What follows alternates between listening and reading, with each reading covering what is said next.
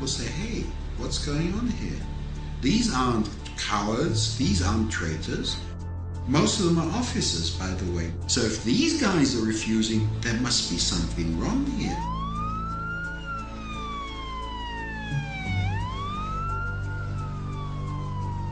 Nobody can argue with what I've seen. I mean, they may not like how I say it, or they may not like all the facts that I convey. It may sound like I'm imbalanced, but the fact is, when you're dealing with oppression, there is no balance. Even someone with a 20% open mind would reach the same conclusions that our commission reached. You could be pro-Israeli, and still, if you saw these realities, you'd have to have a completely closed mind not to come to the same conclusions that we reached. So the violence begins with the occupation. The opposition is resistance to the occupation. Resistance to violence is legitimate in any country in the world. I may disagree with some of the acts of resistance. I think some of the tactics are stupid. Attacks on Israeli civilians are stupid, immoral, and counterproductive. They should be stopped. We should not use violence whatsoever, because it really destroys our intentions, and it destroys our position, which is in the higher moral standing. We are the victims, and the world should not understand that we are the victims. Criticizing the Israeli government policy for assassinating people or for shooting children and maiming them, for thousands of children, that's not anti-Semitic, that's humane. We have to tell the truth about what's going on and say as clearly as we can, if you keep going down this path, you're going to destroy yourselves. No enemy will have to destroy you. You're rotting from within because of the methods you're using against innocent people. I don't think, even with the best video that you can make, Americans will really understand what it is like to be a Palestinian under occupation. I guarantee you, if you spend 1 week in Gaza or in the West Bank, you will understand it in a very profound way.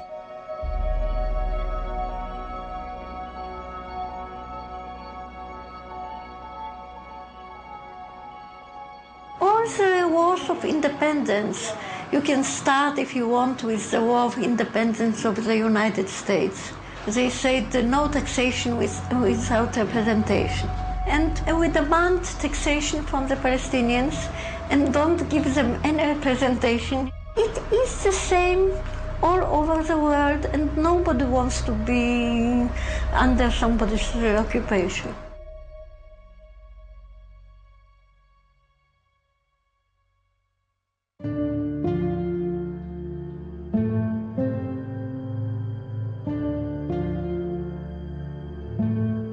As an Israeli, we go to India and to South America to meet the Native American Indians. We're looking for these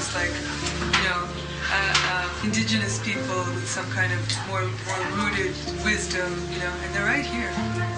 They're right here, right under our noses. Nobody ever comes here. The Falahin, for me, the Palestinian Falahin, it's like, everything that that people go looking for. People with deep roots, really connected to the earth, with this romance with their land, and just incredibly wise and open-hearted and simple, beautiful. And Israelis never see them unless it's through Target.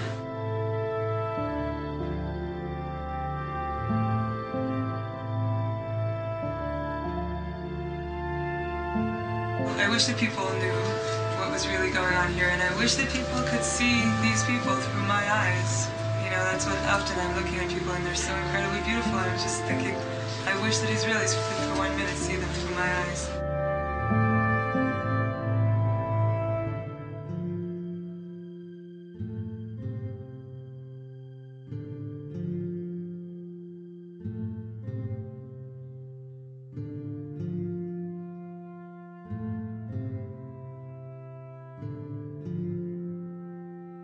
No amount of reading, attendance at conferences, documentary viewing, and word of mouth could have prepared me for the reality of the situation here.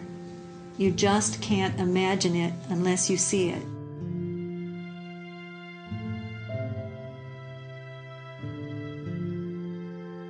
This is not at all what I asked for when I came into this world. This is not at all what the people here asked for when they came into this world. This is not the world you and Dad wanted me to come into when you decided to have me. This has to stop. I think it is a good idea for us all to drop everything and devote our lives to making this stop.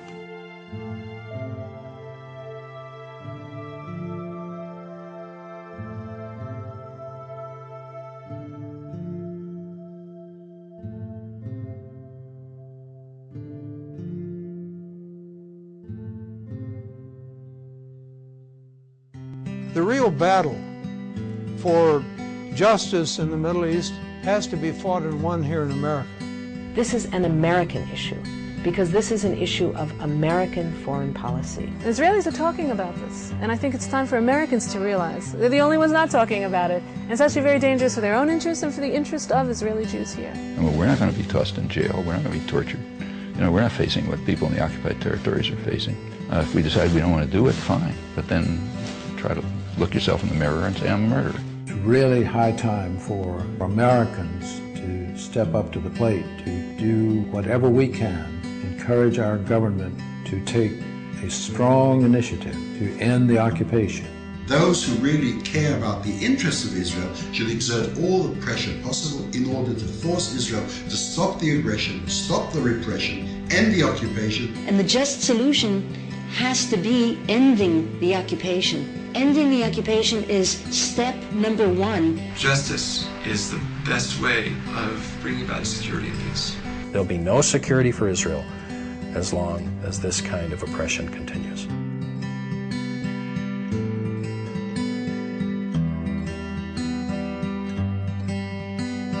Close my eyes tonight.